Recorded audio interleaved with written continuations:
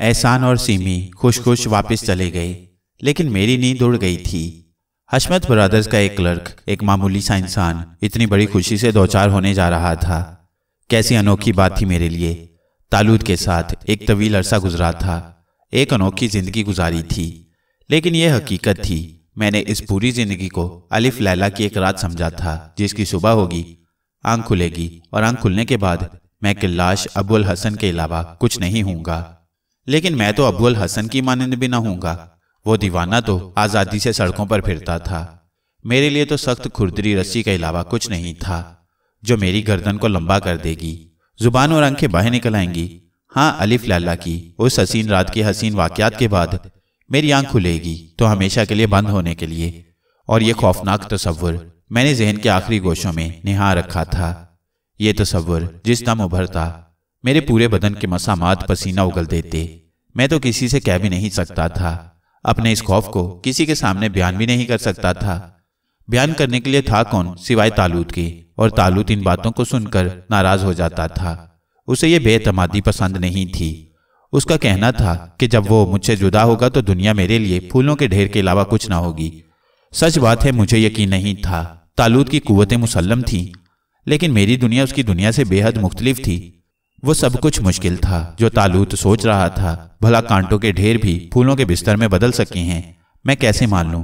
لیکن حالات بدل گئے تھے، اور اس انوکھے انداز میں بدلے تھے کہ شاید طالوت کو بھی اتنی آسانیوں کی امید نہیں تھی۔ وہ صرف یہ کر سکتا تھا کہ میری شکل بدل دے، لیکن بدلی ہوئی شکل کے ساتھ بھی میں اس طرح خوش نہیں رہ سکتا تھا۔ لیکن اب سب کچھ ٹھیک ہو گیا تھا، اور اس انداز میں ٹھیک ہوا تھا کہ مجھے اب بھی یقین نہیں آتا تھا۔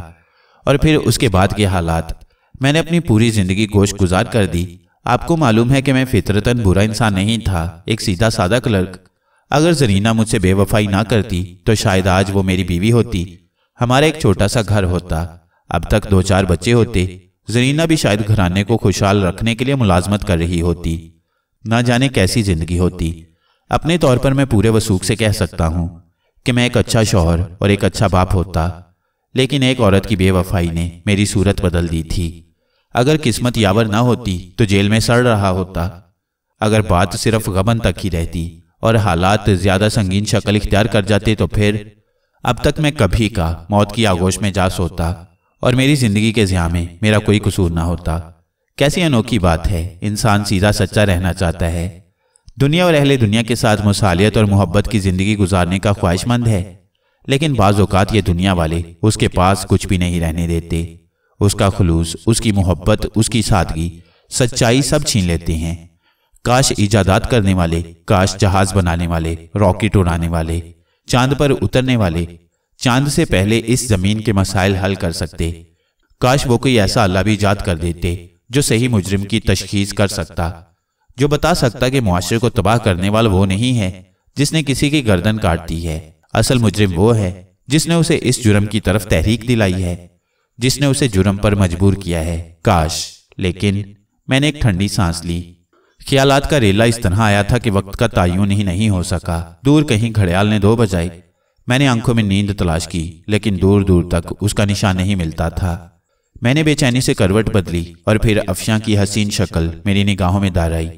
ہر طرح سے ایک مکمل لڑکی، تعلیم یافتہ، خوش مزاج، خوش مذاق، سنجیدگی سے محبت کرنے والی۔ کتنی صاف ستھری گفتگو کی تھی اس نے، حقیقتوں سے نزدیک کی گفتگو، جس میں تلاش کے باوجود فریب نہیں تھا۔ اس کے علاوہ باعزم بھی تھی، ہمت بھی رکھتی تھی۔ بلا شبہ بیوی کی حیثیت سے وہ اپنا ثانی نہیں رکھتی تھی۔ حالانکہ جو حادثات مجھے پیش آئے تھے ان میں بہت سی لڑکیوں کا کردار تھا۔ نرگس رحمانی اور کئی لڑکیوں نے مجھے متاثر کیا تھا، لیکن اس وقت حالات دوسرے تھے، میں نے ان پر توجہ ہی نہیں دی تھی۔ اس وقت خود میری حیثیت کیا تھی، لیکن اب میں نے حسرت بھرے انداز میں سوچا، اب تو میں اپنے ہی وطن میں، اسی جگہ جہاں میں ملعون و مطعون ہوا تھا، سرخرو تھا۔ میرے اوپر سے الزامات ہٹ چکے تھے، خاص طور سے انگلیوں کے نشانات والے کمال نے سارے اندیشے بے بنیاد ثابت کر دیے تھے، اور بہرحال یہ طالوت کا ایک ایسا کارنامہ تھا جس نے مجھے بہت مدد دی تھی۔ تو اب ویسے تنویر صاحب اس سلسلے میں کوئی اعتراض نہیں کریں گے، خاص طور سے نواب جلال الدین کی موجودگی میں۔ اگر انہوں نے ہمارے بزرگوں کو طلب کیا تو نواب جلال الدین موجود ہیں۔ افشاں کے سامنے میں کسی فریب سے کام نہیں لینا چاہتا تھا، لیکن اپنی شخصیت کا جھوٹ تو ساری زندگی نبھانا ہوگا۔ خدا مجھے معاف کرے، میں اس مخلص لڑکی کے سامنے بھی حقیقت نہیں بیان کر سکتا تھا۔ مجھے بہت تجربہ ہو چکا تھا۔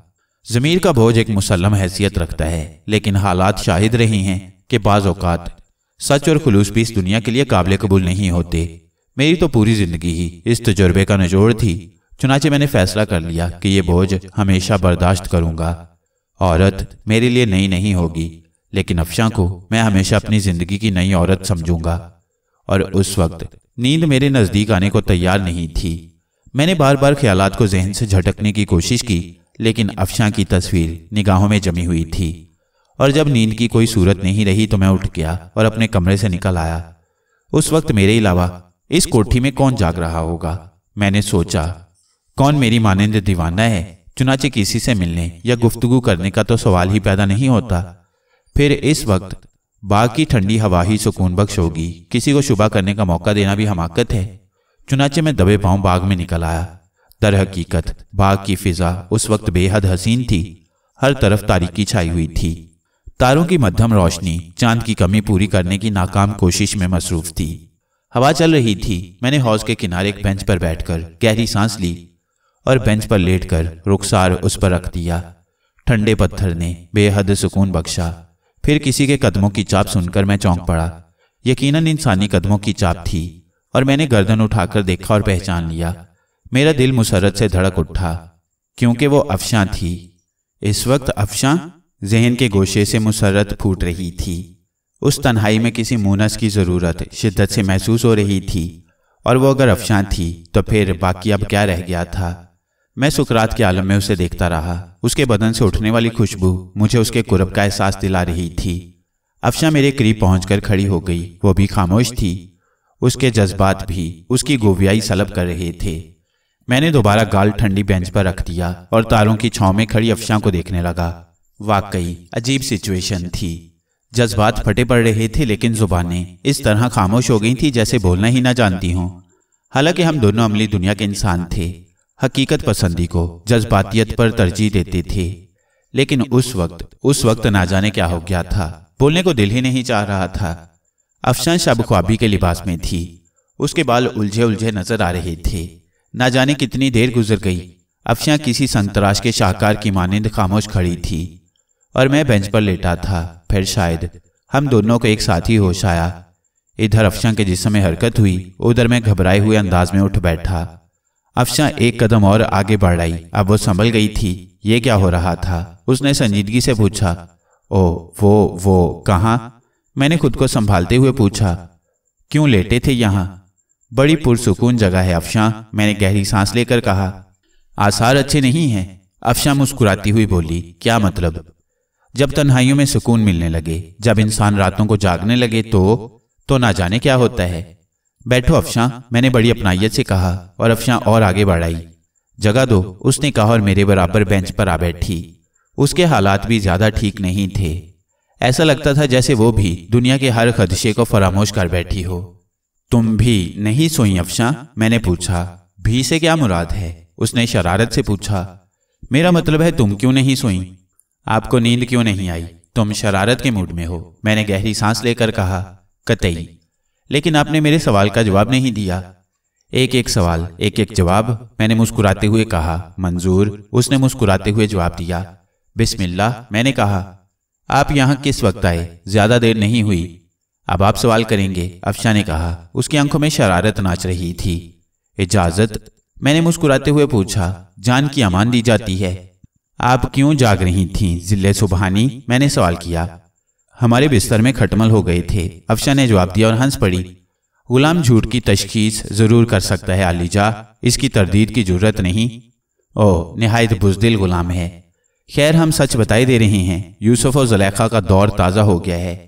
خادم کی عقل بھی موٹی ہے، عقل کی ڈینٹنگ ہونی چاہیے۔ ہم نے خواب دیکھا تھا، افشاں نے کہا۔ خواب؟ کیا خواب دیکھا تھا؟ دیکھیے، نہ تو آپ ہمارے خواب پر مسکرائیں گے، نہ ہمارا مذاق اڑائیں گے، سنجیدگی سے سنیں گے اور اس پر یقین کریں گے۔ تعمیل ارشاد ہوگی، میں نے جواب دیا۔ ہم نے خواب میں آپ کو دیکھا تھا، زہ نصیب۔ ہم نے دیکھا آپ تنہا کھڑے ہیں، اداس ہیں، آپ کی آنکھیں خلاؤں میں نہ جانے کیا تلاش کر رہی ہیں۔ پھر ہم نے دیکھا آپ بے چین ہیں، آپ بہت گھبرا رہی ہیں۔ ہم نے آپ کو آواز دی اور آپ چونک پڑے۔ پھر ہم آپ کے پاس پہنچ گئے، ہم نے آپ کا ہاتھ پکڑ لیا اور آپ ٹھیک ہو گئے۔ خدا کی قسم ہم نے جھوٹ نہیں بولا، ہماری آنکھ کھل گئی اور پھر ہم بے چین ہو گئے۔ جب ہمیں چین نہیں آیا تو ہم یہاں نکل آئے اور یہاں آپ کو اس انداز میں دیکھ کر ہم سکتے میں رہ گئے تھے۔ میں خاموشی سے افشاں کی شکل دیکھ رہا تھا۔ اس کے خاموش ہونے پر بھی میں کچھ نہ بول سکا، نہ جانے دل کی کیسی کیفیت ہو گئی تھی۔ اب ہماری باری ہے۔ افشاں پھر ہنس پڑی۔ افشاں میں کچھ اور نہیں بتا سکوں گا۔ دیکھیے جناب، یہ بے ایمانی ہے۔ پلیز افشاں، مجھے معاف کر دو۔ ہرگز نہیں، ہم سے پوچھ لیا اور اب خود؟ ہرگز نہیں جناب، ہرگز نہیں۔ افشاں بچوں کی طرح ضد کرنے لگی۔ میں بے بسی سے اس کی شکل دیکھ رہا تھا۔ میں اسے سچ نہیں بول سکتا تھا۔ میں اپنے اندر سچ بولنے کی جرت نہیں پا رہا تھا۔ میرا سچ مجھے یقیناً نقصان پہنچا سکتا تھا۔ بلا شبہ افشاں نے عورت کی فطرت سے بغاوت کی تھی۔ اس نے پورے خلوص سے میرے سامنے وہ سب کچھ سچ سچ کہہ دیا تھا جو عورت ذہن میں رکھنے کے باوجود کبھی نہیں کہتی۔ لیکن جو کچھ میں کہتا وہ افشاں کے ذہن کو منجمد کر دینے کے لیے کافی تھا۔ میں اس کی طرح سچ نہیں بول سکتا تھا، بھلا میں اسے کیسے کہتا؟ افشاں، میری بے چینیاں کچھ اور ہیں۔ بحیثیت عورت تم میرے لیے کوئی حیثیت نہیں رکھتی، لیکن میں خود کو بھولنے کی کوشش کر رہا ہوں۔ میں اپنے آپ سے اجنبی بن کر خود کو تیار کر رہا ہوں کہ عورت کی دنیا کے پہلے انسان کی مانند تمہیں چاہوں اور اپنا لوں۔ سائم صاحب، افشاں نے پھر مجھے ٹوک دیا۔ میں خیالات سے چونک پڑا۔ آپ کی یہ خاموشی شرط کی خلاف ورزی ہے۔ میں خلاف ورزی نہیں کرنا چاہتا افشاں، میں آپ کو اچھا انسان تسلیم کرتی ہوں۔ افشاں نے میرے ذہن پر ایک اور تازیانہ لگایا، لیکن میں خود کو کسی حد تک تیار کر چکا تھا۔ شکریہ، میں نے کہا۔ تب پھر بتائیے، کیا بتاؤں؟ میں نے مسکرا کر پیار بھری نگاہوں سے اسے دیکھتے ہوئے کہا۔ آپ کیوں اپنی خوابگاہ سے نکل بھاگے؟ دراصل افشاں، رات کو سیمی اور احسان میرے کمرے میں آ گئے تھے۔ اوہو! افشاں سنبھل کر بیٹھ گئی۔ میرا خیال ہے اب ہم لوگوں کی نگاہوں تک پہنچ گئے ہیں۔ کچھ کہہ رہی تھی سیمی باجی؟ ہاں، میں نے کہا اور پھر سیمی اور احسان کی پوری گفتگو اسے سنا دی۔ افشاں کے چہرے پر کسی قسم کا تردد یا پریشانی نہیں تھی۔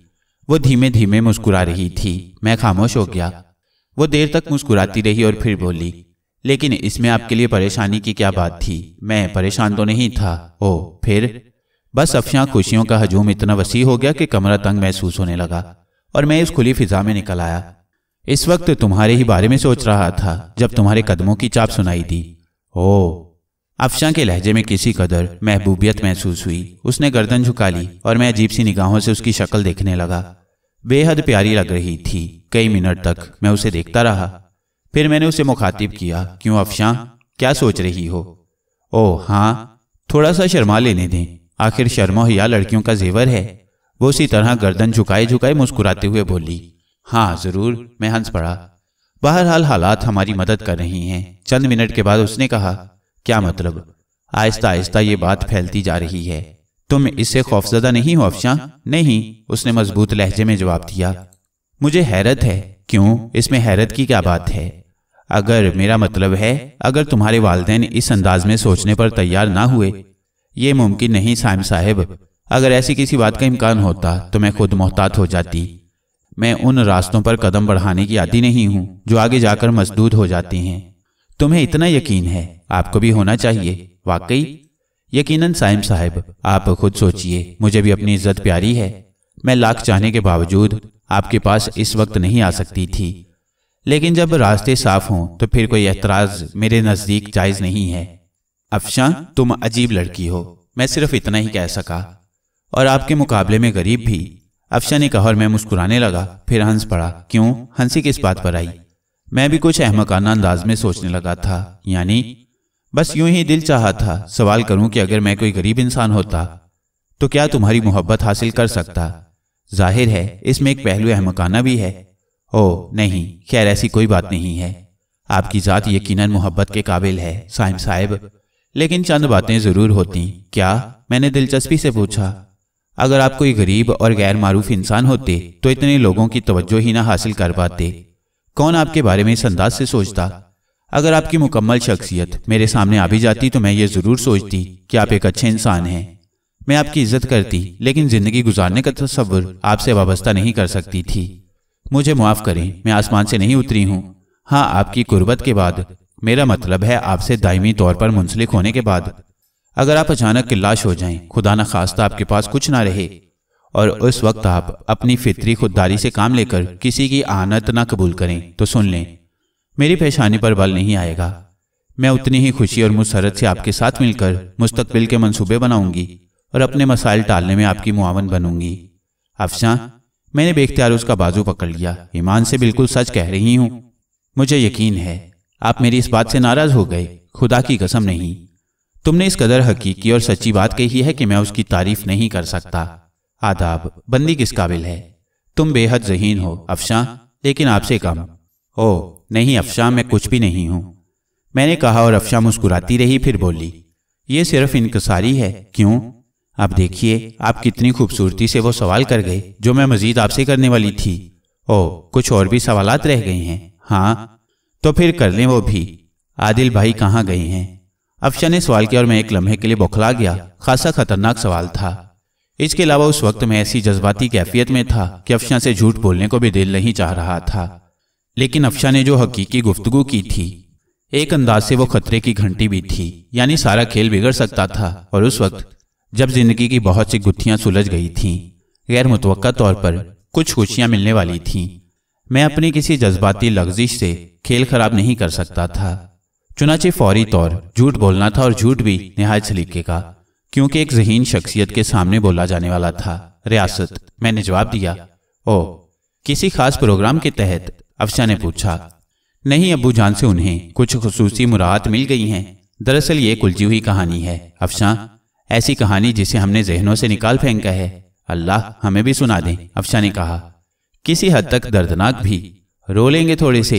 अफशां मस्करेपन से बोली, और मैं उसकी शरारत पर मुस्कुरा पड़ा। तुम्हारी मर्जी।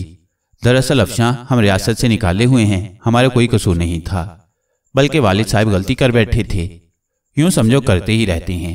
आदिल मेरा सगा भाई नहीं है, माँ दूसरी थी। एक माँ से मैं, दूसरी से आदिल भाई। लेकिन हम दोनों की माँओं के बाद वालिद साहब ने तीसरी शादी भी कर ली, और वो माँ हम दोनों से बेपनाह नफरत करने लगी। इतनी नफरत कि कई बार उसने हम दोनों भाइयों को जहर देकर हलाक करने की कोशिश की।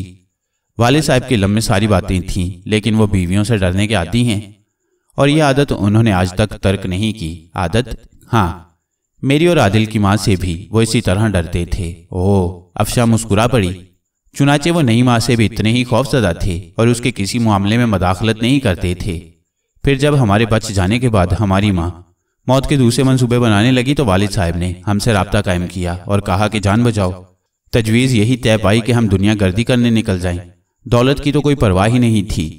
उन्होंने वादा किया कि रियासत की हुक्मरानी के लिए वो नई औलाद पैदा कर लेंगे, और अगर ये तीसरी माँ मर गई और चौथी अच्छी आदत की साबित हुई तो वो हमें वापस बुला लेंगे। लेकिन अगर वो भी गलत हुई तो उन्होंने हमसे वादा कर लिया कि हम उस तीसरे भाई को अपने साथ ही रखेंगे जो तीसरी माँ से पैदा होगा। अफशां ने बेख्तियार कहकहा लगाया। तुम इस दर्दनाक कहानी पर हंस रही हो? अल्लाह, क्या यह हकीकत है? अफशां हंसते हुए बोली, हाँ, एक दर्दनाक हकीकत। मैंने नाक से शूं शूं करते हुए कहा, और अफशां बेबा मुश्किल शायद मेरी वजह से संजीदा हो गई। अच्छा, फिर क्या हुआ? चुनाचे हम चल पड़े। तय ये पाया कि आदिल भाई हर माह खुफिया तौर पर वालिद साहब से मुलाकात करते रहेंगे। चुनाचे वो उनसे मिलने जाते हैं। ओह, तुम नहीं जाते? नहीं, मैं सीनियर हूं, इसलिए मेरी कोई गुंजाइश नहीं है। तीसरी माँ का क्या हाल है? अफशां ने पूछा। जिंदा भी है और सेहतमंद भी। अब तो वालिद साहब भी मायूस हो गई हैं, मैंने मिसमसी सी सूरत बनाकर कहा, और अफशां ने फिर कहकहा लगाया, गोया उसका मरने का कोई प्रोग्राम नहीं है। शायद नहीं, मैंने गहरी सांस लेकर कहा, और अफशां मेरी गमजदा शक्ल देखती रही। कभी उसके होंठों पर मुस्कुराहट फैल जाती और कभी वो संजीदा बनने की कोशिश करती। फिर वो झुंझला कर बोली, अल्लाह, अब बस भी करें, ये अदाकारी तवील हो गई है। आपने मुझे निहायत खूबसूरत तरीके से बेवकूफ़ बनाया है। कसम खाकर बताएं, जो कुछ कहा है ठीक कहा है। अफशां, मैं तुमसे झूठ नहीं बोल सकता, ये हकीकत है। जो कुछ कहा गया है वो इस अंदाज में कहा गया है कि मौसम और माहौल खराब ना होने पाए। तुम उन लोगों की दाद नहीं दोगी जो अपना मजाक खुद उड़ाने की अहलियत रखते हैं। सॉरी, अगर ये बात है तो मुझे अफसोस है। अफशां ने संजीदगी से कहा, किस बात पर? आपके साथ वाकई ज्यादती हुई है। हमने उसे ज्यादती समझना छोड़ दिया है अफशां। तुमने देखा हम दोनों किस कदर खुश हैं, और हमें अफसोस करने की ज़रूरत क्या है? हमारा बाप हमसे मुखलिस है।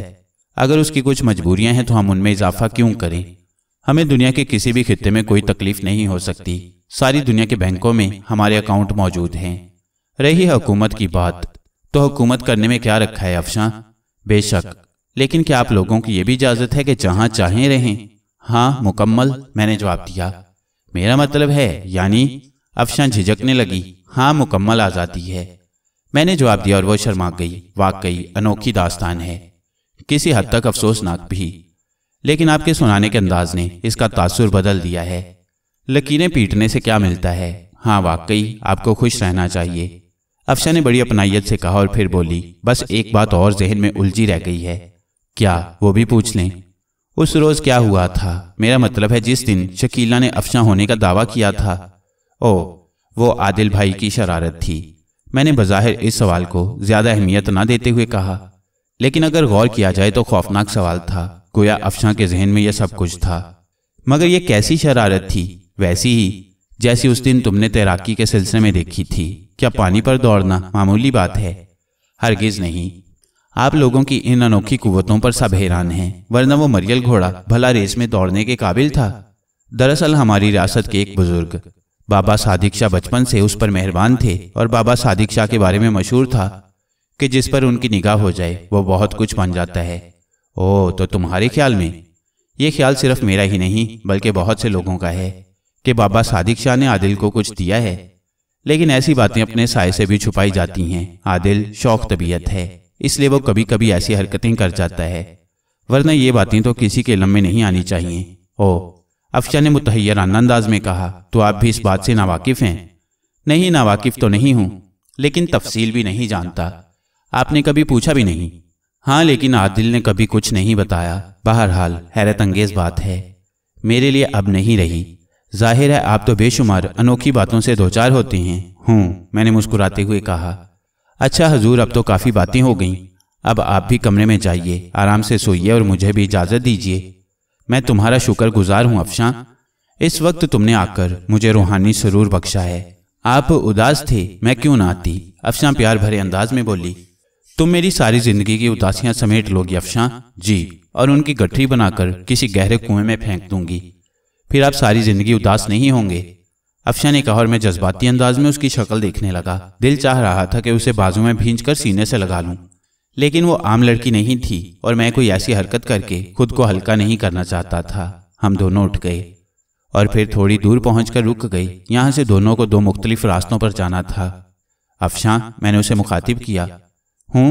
اس نے محبت پاش نگاہوں سے میری طرف دیکھا۔ اگر اس وقت کوئی ہمیں دیکھ لے؟ آپ نے یہ بات اب سوچی ہے؟ افشاں نے الٹا مجھ سے سوال کر دیا۔ کیا مطلب؟ میں نے اس وقت سوچی تھی جب آپ نظر آئے تھے۔ تب تمہیں خوف نہیں محسوس ہوا؟ خوف کس بات سے؟ اگر ہمیں کوئی اس وقت اس جگہ دیکھ لے تو پھر کیا ہوگا؟ لوگ غلط بھی سوچ سکتے ہیں۔ نہیں سائم صاحب، اول تو کوئی غلط نہیں سوچے گا، اور اگر سوچے گا بھی تو اس سے کوئی فرق نہیں پڑتا۔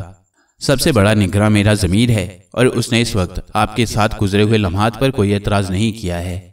پھر کسی اور کے اعتراض کی کیا گنجائش ہے؟ دوسری بات یہ کہ بہرحال ہمارا آپ کا ذہنی رابطہ ہے۔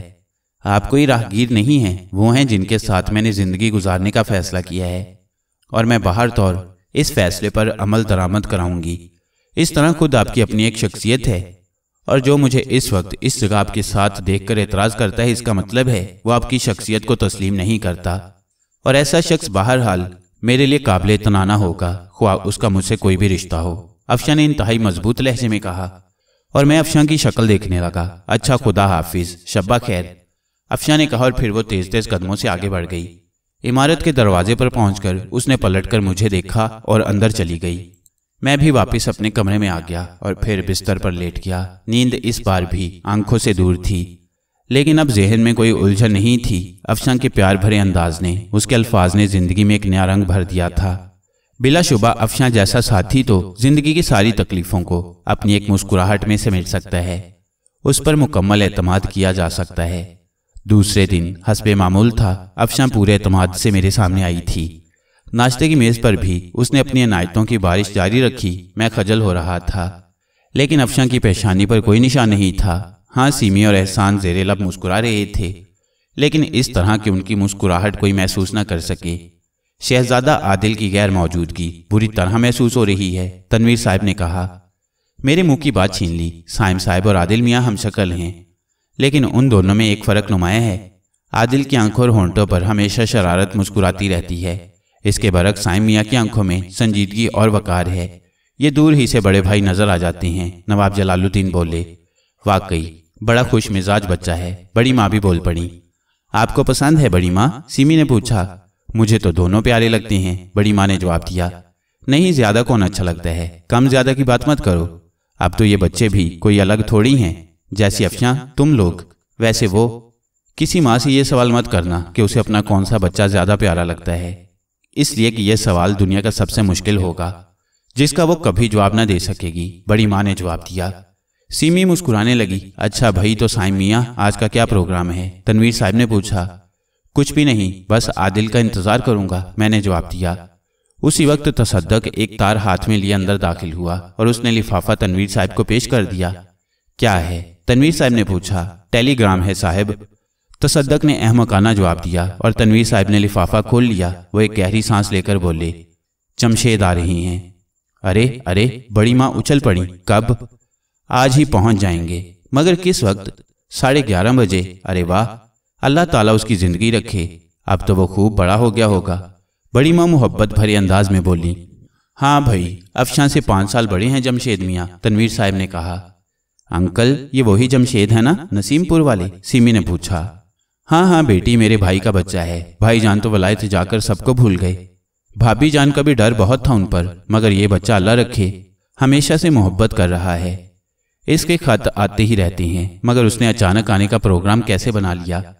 بڑی ماں کے لہجے سے پیار ٹپک رہا تھا۔ تنویر صاحب کا چہرہ کچھ اسپاٹ سا تھا۔ چلیے اچھا ہے، ہم لوگ بھی موجود ہیں، ملاقات ہو جائے گی، سیمی نے کہا۔ ہاں یہ تو بڑی خوشی کی بات ہے۔ ارے تصدق، تیاریاں تو کر، 11:30 بجے اسے لینے بھی جانا ہے، بڑی ماں نے کہا۔ اور ہاں، اس کے لیے کمرہ بھی درست کرنا ہے، بالکل ولایتی طرز پر، نہ جانے وہاں ان کا طرز رہائش کیا ہو، یہاں اسے کوئی کمی نہیں ہونی چاہیے۔ پھوپھی کے ہاں اللہ رکھے 12 سال بعد آ رہا ہے۔ بڑی ماں پیار کے عالم میں بولتی نہیں، لیکن میں نے تنویر صاحب کے چہرے پر کوئی خاص تاثرات نہیں دیکھے۔ پھر نواب جلال الدین، سیمی، احسان اور بڑی ماں جمشید اور اس کے والدین کے بارے میں گفتگو کرتے رہے۔ میں بھی رسمی طور پر اس گفتگو میں شریک تھا۔ تنویر صاحب نے کسی مصروفیت کا ذکر نہیں کیا اور اٹھ گئے۔ پھر میں نے بھی اجازت مانگی اور اپنے کمرے میں آ گیا۔ شاید افشاں بھی میرے پیچھے ہی اٹھ گئی تھی، کیونکہ چند ہی منٹ کے بعد وہ بے تکلفی سے میرے کمرے میں آ گئی۔ افشاں کی اس بے تکلفی سے میں کسی حد تک خوفزدہ تھا، لیکن اسے کچھ کہنے کی ہمت بھی نہیں رکھتا تھا۔ وہ جس ٹائپ کی تھی مجھے اندازہ ہو گیا تھا، چنانچہ اس کی خود اعتمادی کو توڑنے کی جرت نہیں کر سکا تھا۔ آپ بھی سوچ رہے ہوں گے کیسی کمبل قسم کی لڑکی ہے، وہ مسکراتے ہوئے بولی۔ او، ان پرتکلف جملوں کی ضرورت کیوں پیش آ گئی؟ میں نے مسکراتے ہوئے پوچھا۔ نہیں، بس ایسے ہی کہا ہے۔ ظاہر ہے آپ ابھی ناشتے کے کمرے سے اٹھ کر آئے ہیں اور پھر میں یہاں آ گئی۔ دراصل میرے ذہن میں یہ احساس تھا کہ آپ تنہا ہیں، میرا مطلب ہے عادل بھائی موجود نہیں ہیں۔ ہاں، میں تنہائی تو محسوس کر رہا تھا، لیکن آپ کے قرب سے میں بہت خوفزدہ ہو جاتا ہوں۔ کیوں؟ کوئی بہت ہی عزیز شے ہوتی ہے افشاں، انسان اس بات سے خوفزدہ رہتا ہے کہ کہیں وہ چھین نہ جائے۔ میرے ذہن میں کئی وسوسے جاگنے لگتے ہیں، ممکن ہے لوگ تمہارے ذہن تک نہ پہنچ سکیں۔ او، آپ یہ خوف اپنے ذہن سے نکال دیں، اس کی پوری ذمہ دار میں ہوں گی۔ آئندہ آپ خوف کے عالم میں نہیں رہیں گے۔ میں اب اس سے زیادہ بے باک نہیں بن سکتی کہ آپ اپنی شخصیت پر اب صرف اپنا حق نہ سمجھیں۔ آپ اپنے لیے کبھی خوفزدہ نہ ہوں، کیونکہ یہ ذمہ داریاں میں نے سنبھال لی ہیں۔ افشاں، تمہاری اس اپنائیت نے زندگی بھر کی محرومیاں دھو دی ہیں۔ دخل در معقولات، دروازے سے شکیلہ کی آواز سنائی دی اور میں چونک پڑا، لیکن افشاں کے چہرے پر کوئی تغیر نہیں پیدا ہوا۔ اب تم یہ نامعقولیت کر ہی بیٹھی ہو تو آ جاؤ، افشاں نے کہا۔ معذرت خواہ ہوں، لیکن اس خیال سے اندر آنے میں کوئی قباحت نہیں سمجھی کہ بہرحال آپ کی گفتگو پرائیویٹ نہیں ہوگی، شکیلہ نے کہا۔ خیر، اب ان باتوں میں کیا رکھا ہے، آؤ، افشاں مسکراتے ہوئے بولی اور شکیلہ اندر آ گئی۔ چونکہ میرا دل صاف ہے اور اس میں کوئی ایسی بات نہیں ہے، اس لیے میں پوچھ سکتی ہوں کہ آپ دونوں کے درمیان کیا گفتگو ہو رہی تھی؟ شکیلہ نے شرارت بھرے لہجے میں کہا۔ ارے، یہ لڑکی تو حد سے آگے بڑھ رہی ہے، حالانکہ میری ہم شکل ہونے کے ناطے سے اسے تو بڑا مہذب ہونا چاہیے تھا۔ افشاں آنکھیں نکالتے ہوئے بولی۔ خیر کوئی بات نہیں، ہم خود ہی کوئی مناسب گفتگو تصور کیے لیتے ہیں۔ ہاں تو پھر کیا ہوا، شکیلہ نے کہا۔ फिर आदिल भाई कहने लगे, शकीला यकीन करो, मेरी जिंदगी में इससे कबल कोई लड़की नहीं आई। अब तुम आ ही गई हो तो अल्लाह मालिक है, जो होगा देखा जाएगा। अफशां कहने लगी। मैं हंस पड़ा और शकीला चींप गई। खूब, फिर क्या हुआ? मैंने पूछा। अरे अरे, आप भी इस अफशां की बच्ची की बातों में आ गए, शकीला ने कहा। ओफो, तुम हमारी गुफ्तगू में दखल मत दो। तो फिर? अफशां ने कहा और शकीला जल्दी से वापस मुड़ी, लेकिन अफशां ने लपक कर उसे पकड़ लिया। बैठो शकीला बीबी, तुम्हारे दिल में तो कोई चोर नहीं है। अफशां हंसते हुए बोली। हाँ नहीं है, लेकिन तुम भगाना चाहती हो, शकीला ने कहा। अरे नहीं, तुम कहो तो मैं ये मौजू बदल दूं। चलो बदल दो अफशां, कोई और बात करो, मैंने कहा। अच्छा चलो मान लिया। क्यों ना मानोगी? शकीला ने आहिस्ता से कहा। अच्छा, फिर शुरू होती हूँ। ये जमशेद साहिब कौन है अफशां, जिनके बारे में खाने की मेज पर तज़किरा हुआ था? मैंने शकीला की मदद करते हुए मौजू बदल दिया। मेरे मामूजाद भाई हैं, अमेरिका में रहते हैं। मामू जान का वहीं कारोबार है। ओह, मैंने गर्दन हिलाई। कितना अरसा कबल गए थे? तवील अरसा हो गया। मामू जान काफ़ी मगरूर हैं, अब्बू उन्हें पसंद नहीं करते, मैंने महसूस किया था। बहरहाल अम्मी जान के तो भाई हैं, अम्मी उनसे काफ़ी मोहब्बत करती हैं। कैसे इंसान हैं? कौन, मामू जान? नहीं, जमशेद साहिब। इतना अरसा हो गया कि अब तो मैं शक्ल भी भूल गई हूँ, छोटे से थे जब देखा है। वैसे अमेरिका से खत आते हैं, वो भी उर्दू में, लगता है जैसे तीसरी क्लास के बच्चे ने लिखे हों। ओह, जाहिर है वहाँ उर्दू तो नहीं पढ़ रहे होंगे, मैंने कहा। हाँ, अफशां बोली। बहरहाल देखेंगे किस किस्म के आदमी साबित होते हैं, और साबित भी होते हैं या नहीं। अफशां हंस पड़ी। और तुम्हारे मामूजाद भाई? ओह, तुम्हारे मामूजाद भाई हैं, मैंने कहा। लेकिन मामू जान के बारे में जो कुछ सुना है उसके तहत मैं भी अब्बू जान की हमख्याल हूँ, अफशां ने कहा। और फिर शकीला की तरफ देखकर बोली, अरे तुम बहुत उदास हो शकीला। हाय, अच्छी खासी थी। पटरी से क्यों उतर गई? शकीला ने कहा। खूब, तो ये यहाँ कॉन्फ्रेंस हो रही है, मौजू क्या है, हम भी तो सुने। दरवाजे से सीमी और एहसान अंदर दाखिल हो गए और हम चौंक पड़े। सीमी बाजी, गुस्ताखी तसव्वुर न करें तो एक बात बताएं। पूछो। दिन या रात का कोई लम्हा ऐसा भी होता है जब आप दोनों साथ ना हो? अरे ओ, मैं शायद मखल हुआ हूँ, एहसान जल्दी से बोला। नहीं एहसान भाई प्लीज, मैं तो ये पूछना चाहती थी कि आप दोनों कौन सा श्रेष्ठ इस्तेमाल करते हैं। फिक्र मत करो, हम तुम्हारे लिए भी मंगवा देंगे, सीमी ने जल्दी से कहा। लेकिन ये लगाएंगी कैसे? शकीला को मौका मिल गया, जो भी सामने पड़ गया, सीमी ने शरारत से कहा। मैं अफशां के बिल्कुल सामने था। अल्लाह बाजी, एक शीशी फौरी तौर पर शकीला के लिए भी मंगवा ली, देखे ना बेचारी कितनी उदास है। अगर सुरेश होता तो। अफशां बहुत तेज थी, सब हंस पड़े। शकीला और तालूद की बात अब किसी से छुपी हुई नहीं थी। शकीला मुंह खोलकर रह गई। बस अफशां भी, मेरी शकीला को ज्यादा तंग मत करो, क्या तुम समझती हो कि इसका कोई हमदर्द नहीं है? सीमी ने मायने खेज अंदाज में कहा। यूं ही दिलचस्प गुफ्तगू होती रही और सब कह लगाते रहे। साइम भाई मैं खास तौर से आपको एक खुशखबरी देने आई थी। ओहो, फिर इतनी देर तक आप खामोश क्यों रही? बोल तो रही थी, शकीला की हिफाजत के ख्याल से सब कुछ भूल गई थी। हाय, शकीला का मुहाफिज भी जल्द आ जाएगा। अफशां फिर बोली। अफशां तुम खामोश नहीं रहोगी, साइम भाई आप ही से खामोश कराएं। सीमी बहुत तेज हो गई थी। वो खुशखबरी तो सुनाओ सीमी। आज माशाअल्लाह मेहमानों की आमद है। बुआ भी 10 बजे वाली ट्रेन से पहुंच रही हैं। अकेली घबरा रही थी बेचारी, लेकिन उनका खत देर से मिला। अरे ट्रेन तो आ भी चुकी होगी, 10 तो बज रही हैं। खत अभी थोड़ी देर पहले मिला, तसद्दुक को रवाना कर दिया गया है। Very good. तबीयत खुश हो गई। इसका मतलब है कि इस कोठी में एक नई जिंदगी दौड़ने वाली है। ये बुआ कौन है? शकीला ने पूछा। साइम भाई की महबूबा, सीमी फट से बोली और मैंने ठंडी सांस ली। शकीला मेरी तरफ देखने लगी थी। अरसा हो गया उन्हें देखे हुए, कैसी हो गई होंगी वो? मैंने कहा। पहले से ज्यादा हसीन, सीमी ने कहा और हंस पड़ी। एहसान भी हंस रहा था। आदिल भाई जल्दी से वापस आ जाएं, लुत्फ अधूरा रह जाएगा, सीमी हंसते हुए बोली। मेरा ख्याल है कल तक आदिल जरूर आ जाएंगे, मैंने कहा। चलिए बुआ के इस्तकबाल के लिए चलें, अब कमरे से निकलिए, सीमी ने कहा और हम सब कमरे से निकल आए। बैरूनी वरांडे में नवाब जलालुद्दीन बड़ी माँ से गुफ्तगू कर रहे थे। इस गिरोह को देखकर हम खुश हो गए और हम सब उनके नज़दीक पहुंच गए। माशाअल्लाह वाकई लुत्फ आ रहा है यहाँ। मैं तो अपना प्रोग्राम कुछ और तवील कर दूंगा। तो तुम्हें जाने ही कौन दे रहा है? बस मुंह धो रखो, 3-4 महीने से पहले नहीं जाने दूंगी, बड़ी माँ ने कहा। ओ 3-4 महीने तो बहुत होते हैं, बहरहाल फिर भी, नवाब साहब हंसते हुए बोले। और उसी वक्त तनवीर साहब की कार मेन गेट से अंदर दाखिल होती नजर आई। स्टेशन गई थी।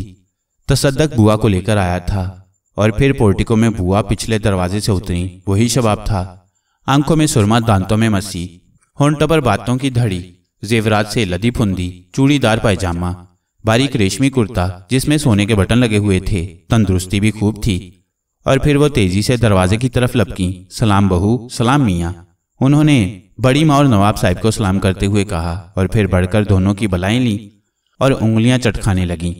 अच्छा तो हो यहाँ, मुझ निगोड़ी मारी को वहां छोड़ आए। दिन रात काटने को दौड़ते थे, एक पल दिल नहीं लग रहा था। हाय, मैं तो अदमुई हो गई। चलिए, आपने अच्छा किया बुआ, यहाँ आ गई। अल्लाह खुश रखे। सीमी बेटा कहाँ है? हाय, मेरी तो आंखें तरस रही हैं उसे देखने को। ये हूँ बुआ, सलाम। आए, जीती रहो, फलो फूल लो। बुआ सीमी की तरफ लपकी और फिर एहसान और सीमी दोनों को गले लगा लिया। हम भी तो हैं बुआ, अफशा आगे बढ़ आई। आए, जीती रहो मेरी बच्ची। कौन है ये बच्ची?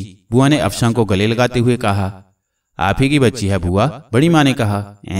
बुआ चौंक पड़ी। पहले हैरत से बड़ी माँ को देखती रही, फिर बोली, आए, मजाक कर रही हो? मेरी तो शादी भी नहीं हुई। और उनकी इस बात पर जोरदार कहकहा पड़ा।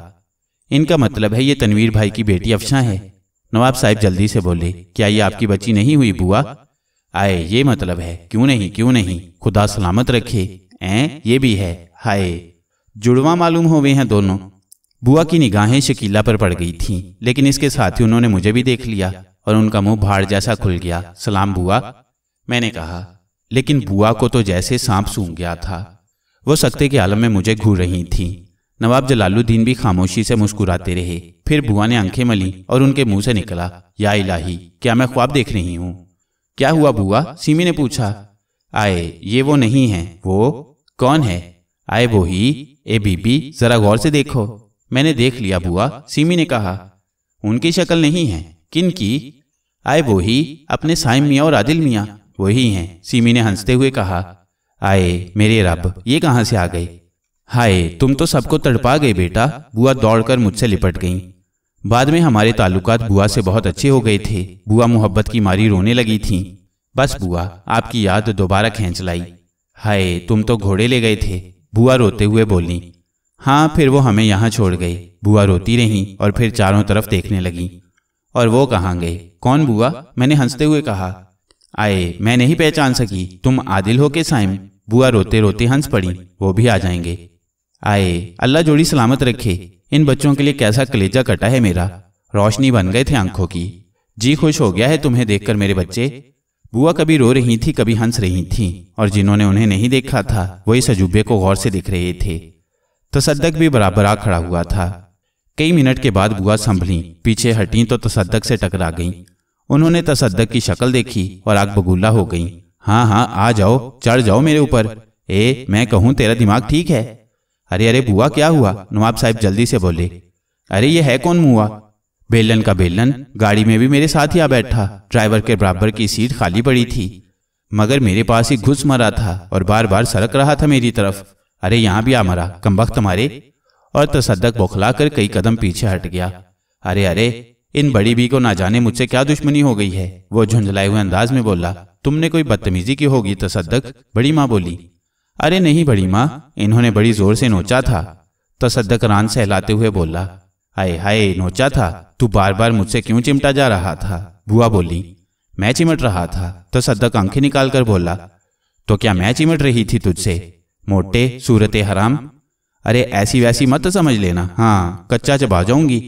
बुआ मरने मारने पर आमादा हो गई। ये ज्यादती है बड़ी माँ, तसद्दक फरियाद करते हुए बोला। लड़कियों के पेट में दर्द हुआ जा रहा था हंसते हंसते, यहाँ तक कि बड़ी माँ भी हंस रही थीं। अरे तो तू बैठा ही क्यों था पीछे? अब तैयार हो जा जल्दी से, एयरपोर्ट चलना है। आइए बुआ, आप अंदर चलिए।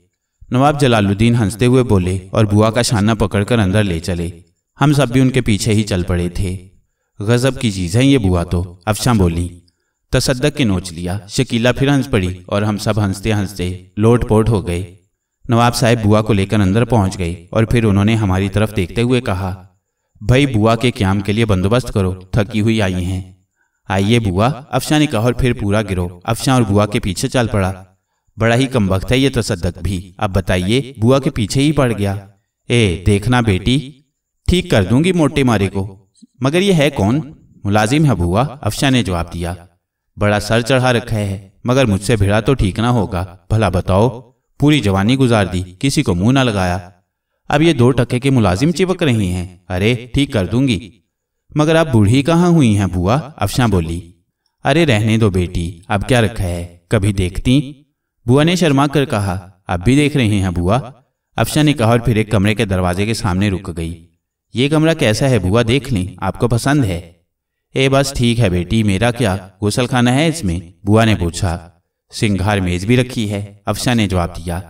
अल्लाह खुश रखे, मैं जरा नहाऊंगी, अब तुम लोग आराम करो, बुआ ने कहा। हाँ हाँ बिल्कुल, तसद्दक जो करीब बैठ गया था, अफशा ने कहा और फिर हम वापस चल पड़े। लड़कियां हंसते हंसते मरी जा रही थीं। सिमी भी उनमें शरीक थी। अरे खुदा की कसम सिमी बाजी, अब तक थी कहाँ छुपा रखा था इस नायाब शय को? कमाल की हैं बुआ भी। साइम भाई याद है? सिमी हंसते हुए बोली। हाँ भाई याद है, मैंने हंसते हुए कहा। क्या, हमें भी तो बताइए, शकीला ने कहा। सबसे पहली मुलाकात हम लोगों की ट्रेन में हुई थी, और बुआ, बस बुआ को यकीन हो गया कि ये दोनों भाई उन पर मर मिटे हैं। और आदिल भाई खुदा की पनाह, उनका तो जवाब नहीं।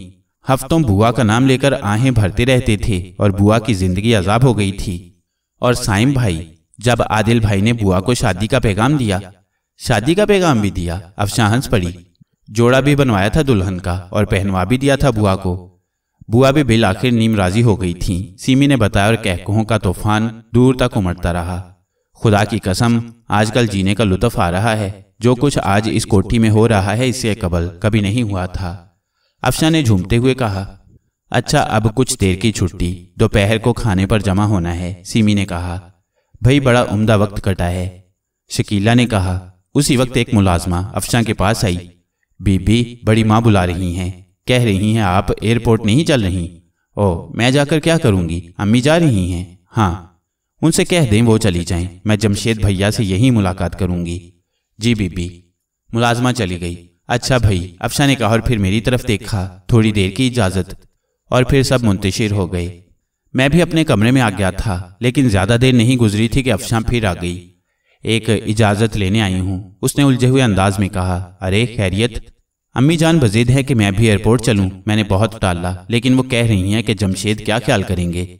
तो आप जरूर जाएं अफशा, आपकी मर्जी से, अफशा ने मुस्कुराते हुए कहा। आपने मुझे इतनी इज्जत बख्शी तो मैं होश में नहीं रहूंगा अफशा, मैंने मुसर्रत से कहा। अरे अब कायनात में आपके अलावा रखा क्या है? अफशा ने एक अदा से गर्दन टेढ़ी करके कहा और मुस्कुराती हुई बाहर निकल गई। मैं दरवाजा देखता रह गया। अजीब कैफियत हो गई थी।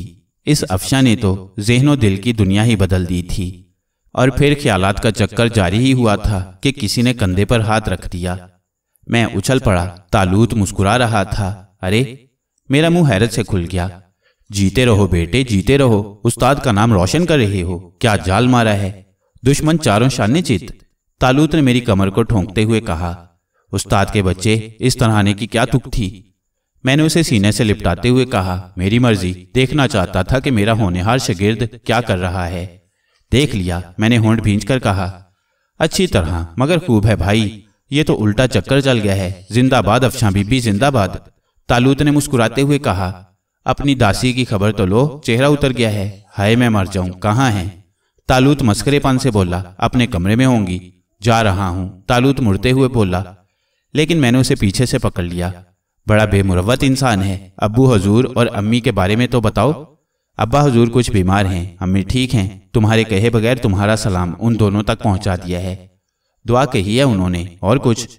हाँ, शकीला के बारे में गुफ्तगू हुई। यार खुलकर तो हिम्मत नहीं पड़ सकी, गोल गोल सी बातें कर ली हैं। क्या मतलब? मैंने पूछा। पूछने लगी आखिर कब तक यूं ही भटकता फिरूंगा, शादी वगैरह भी करूंगा या नहीं? मैंने जवाब दिया क्यों नहीं। खुश हो गई। पूछा कि कोशिश की जाए तो मैंने कहा नहीं। कहने लगी क्या मतलब? तब मैंने कहा अम्मी हजूर, आपने मेरी सारी खुशियां पूरी कर दी हैं, अब एक और कर दें। कहने लगी कौन सी? तो मैंने जवाब दिया कि किसी ज़हीन लड़की से ही शादी की इजाजत दे दें। बस देखती रह गई। इसके बाद किसी गुफ्तगू का मौका ही ना मिल सका, और बस अब जाने दो। सुनो तो यार, मैंने कहा, झगड़ा हो जाएगा, बस अब जाने दो, सब्र नहीं हो रहा। तालूत ने कहा। मैं बुलाकर लाता हूं, यहीं मिल लो। मुमकिन है उसके पास कोई आदमी मौजूद हो। जी नहीं, मैं भगा दूंगा, आप फिक्र न करें। तालूत दांत निकाल कर बोला और कमरे के दरवाजे से बाहर निकल गया। मैंने गहरी सांस ली थी। بہرحال طالوت کی کمی شدت سے محسوس ہو رہی تھی۔ ابھی اسے بہت سی باتیں نہیں معلوم ہوئی تھیں، لیکن بہرحال دلچسپی رہے گی۔ مجھے حضرت جمشید کی آمد کا بھی شدت سے انتظار تھا۔ دیکھنا یہ ہے کہ وہ کیا چیز تھے۔ ویسے بڑی ماں کے چہیتے تھے، کسی قسم کی الجھن بننے کی کوشش نہ کریں، لیکن اس بارے میں زیادہ فکر نہیں تھی۔ اپنا یار موجود ہے، ٹھکانے لگا دے گا اچھی طرح۔ اور پھر افشاں بھی خاصی بولڈ تھی، اسے زیر کرنا آسان کام نہیں ہوگا۔ مجھے رہ رہ کر شمشیر یاد آ رہا تھا۔ یہاں بھی کچھ ایسی ہی سچویشن ہو گئی تھی، لیکن آنے والے موصوف بھی اگر شمشیری کی مانند ہوئے تو گویا ایک بار بازی پھر جم جائے گی۔ 11:30 بج چکے تھے، یقیناً طیارہ آ گیا ہوگا۔ طالوت بھی شکیلہ کے پاس جا گھسا تھا۔ میرے پاس اس وقت کوئی مشغلہ نہیں تھا۔ بہرحال میں باہر نکل گیا اور پھر یوں ہی آوارہ گردی کرتا رہا۔ شکیلہ کے کمرے کی طرف میں نے جانے کی کوشش نہیں کی تھی۔